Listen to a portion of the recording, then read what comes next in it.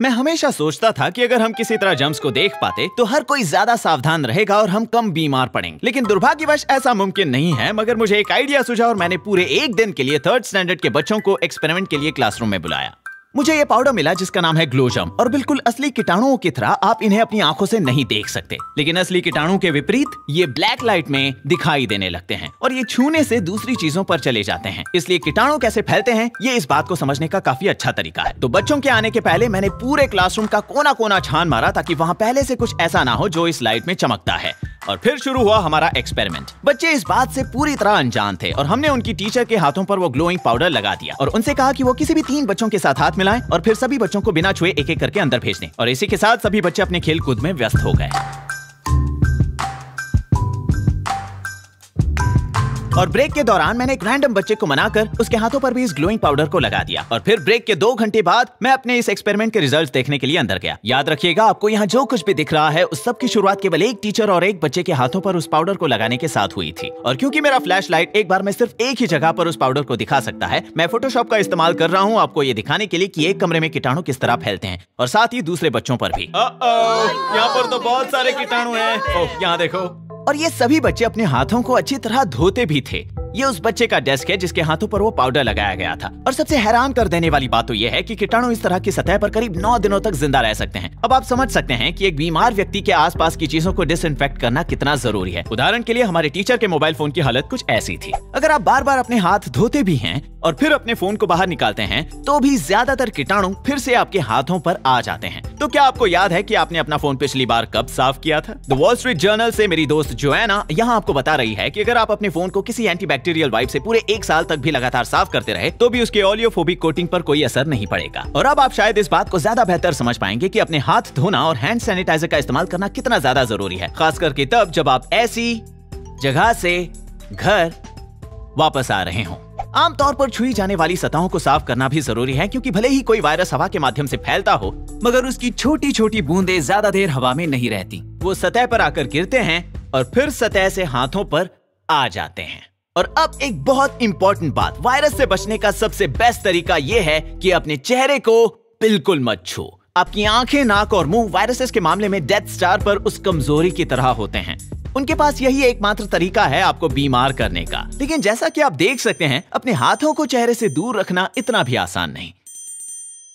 और इसके पहले कि आप कहें हाँ बच्चे तो ऐसे ही होते हैं, ये रहा हमारी टीचर का एक्सपेरिमेंट के बाद वाला चेहरा। और उन्होंने कहा कि वो अपने चेहरे को न छूने की पूरी कोशिश कर रही थी। मैं इन रिजल्ट्स को देखकर हैरान हो गया, तो मैंने कुछ घंटे के लिए इस पाउडर को अपने हाथों पर लगाया और मैंने अपने चेहरे को छूने की इच्छा का इतना ज्यादा विरोध किया कि मुझे पूरी उम्मीद थी कि मेरे चेहरे पर जरा भी पाउडर नहीं होगा और वो साफ रहेगा। और फिर मैंने ये देखा। ये तो हद हो गई यार।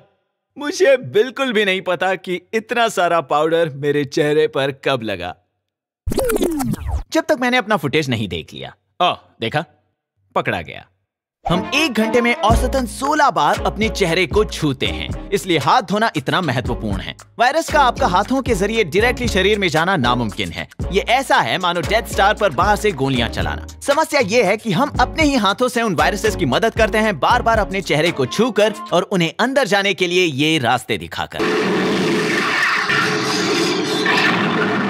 और इसीलिए मैंने लंच ब्रेक के बाद कुछ बच्चों के साथ एक और एक्सपेरिमेंट किया। पहले मैंने उनके हाथों पर एक लोशन लगाया जो ब्लैक लाइट में ग्लो करता है, लेकिन फिर मैंने उनसे कहा कि मैंने गलती से उनके हाथों पर गलत लोशन लगा दिया। क्या तुम लोग अंदर जाकर अपने हाथ धो सकते हो जल्दी से? और अच्छे से धोना, ठीक है?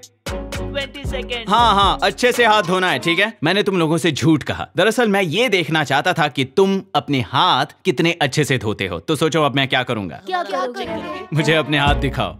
लेकिन इसके पहले कि मैं आपको ये बताऊं कि इन बच्चों ने अपने हाथ सही से धोए हैं या नहीं, आपको वायरसेस के बारे में ये चीज मालूम होनी चाहिए। वो बहुत ज्यादा छोटे होते हैं, लेकिन इस ग्रह पर उनकी संख्या किसी भी जीवित चीज से ज्यादा है। इनफैक्ट समुद्र के पानी की एक बूंद में 10 मिलियन से भी ज्यादा वायरसेस होते हैं और लगभग सभी वायरसेस ग्रह के इकोसिस्टम के लिए जरूरी होते हैं और केवल एक बेहद छोटा प्रतिशत ही मनुष्यों को प्रभावित करता है और वो बहुत सरल होते हैं। वायरसेस बस एक ढांचा है जिसके अंदर डीएनए होता है और उन्हें बस अपने डुप्लीकेट्स बनाकर फैलना होता है। बस यही उनका लक्ष्य है। लेकिन क्योंकि वो इतने सरल हैं, उन्हें जरूरत है एक होस्ट की। इसलिए वो अपने होस्ट सेल्स को इन्फेक्ट करके खुद को रिप्रोड्यूस करने के लिए उन्हें धोखा देकर ऐसी फैक्ट्रीज में बदल देते हैं जो उनकी हूबहू नकल बना सके। जब आप बीमार पड़ते हैं और फिर खांसते या छींकते हैं या अपनी नाक पहुंचकर उन्हीं हाथों से किसी सतह को छूते हैं, तो आप उस सतह पर वायरस की कॉपीज छोड़ते हैं जहां से वो किसी और के शरीर में पहुंच सकते हैं। चलिए देखते हैं इन बच्चों के हाथ धोने के बाद उनके हाथों का क्या हाल है। जरा यहाँ पर देखो, मुझे अपने नाखून दिखाओ। ओह, यहाँ कितने सारे कीटाणु हैं, अंगूठे के पास भी। ओह, अपनी कलाई को देखो, यहाँ भी कीटाणु हैं। हम सब अपने हाथ धोने के तरीके पर इतना ज्यादा ध्यान नहीं देते, तो एक बार फिर मैंने इस तरीके को अपने ऊपर आजमाया और अपने हाथ वैसे ही धोए जैसा मैं हमेशा धोता हूँ। तो आप यहाँ देख सकते हैं कि जल्दबाजी में हाथ धोने और अच्छे से 20 सेकंड तक हाथ धोने में कितना फर्क है। शायद इसलिए लोग कहते हैं कि हैप्पी बर्थडे वाला गाना 2 बार गाना चाहिए। या फिर अगर आप मेरी तरह ब्रेंडन फ्लावर्स के फैन हैं तो कुछ ऐसा कीजिए।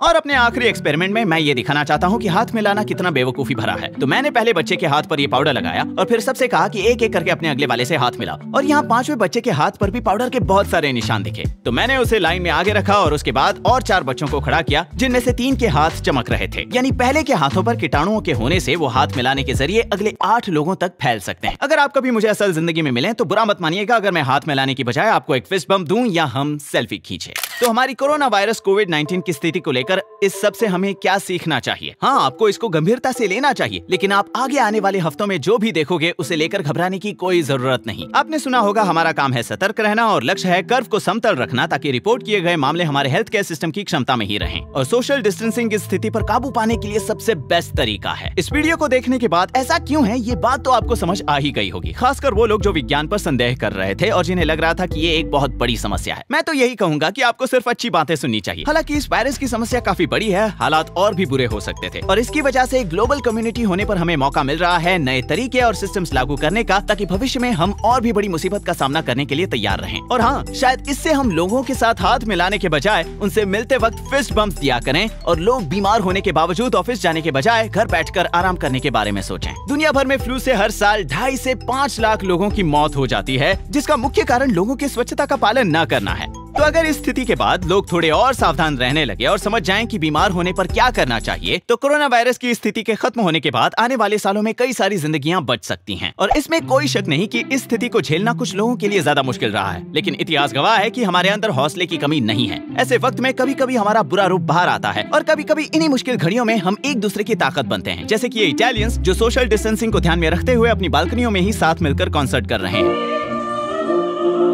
हमें स्थिति को लेकर कैसा लग रहा है ये इस बात पर मायने रखता है कि हम किस चीज पर ध्यान दे रहे हैं। मेरे लिए अपने घर से दूर हॉस्पिटल्स में ठहरे हमारे हीरोज, या स्कूल के लंच ब्रेक में बच्चों को मुफ्त में खाना देने वाले जिनके बिना इन बच्चों का पेट नहीं भर पाता, या फिर दुनिया भर के वैज्ञानिक जो वैक्सीन बनाने के लिए सब कुछ भूल कर बिना रुके हफ्ते के 7 दिन मेहनत कर रहे हैं। ये समय हमारे लिए बड़ा मुश्किल रहेगा, लेकिन हर बार की तरह इस बार भी हम अपने आप को संभाल लेंगे और इस कठोर दौर से गुजरने के बाद मुझे यकीन है कि सब कुछ पहले जैसा बढ़िया हो जाएगा। इस स्थिति को गंभीरता से लेना, मगर घबराने की कोई जरूरत नहीं है। सब कुछ ठीक हो जाएगा।